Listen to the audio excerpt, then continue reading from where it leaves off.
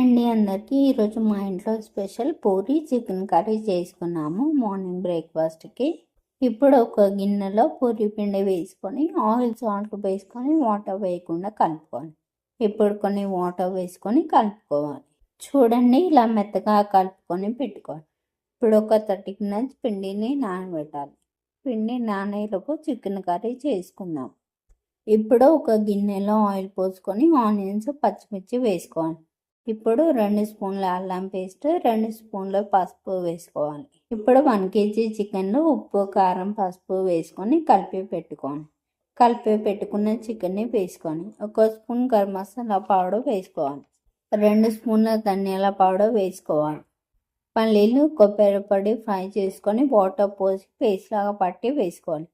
Chicken ఉడికినాక టమాటాలు వేసుకోవాలి. లాస్ట్లో ఒక పిడికెడు కొత్తిమీర పుదీనా వేసుకోవాలి.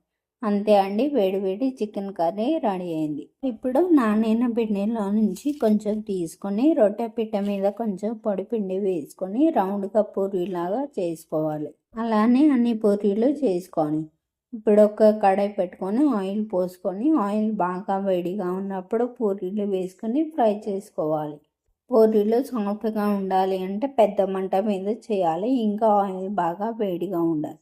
అంతే అండి, వేడి పూరి రెడీ అయింది.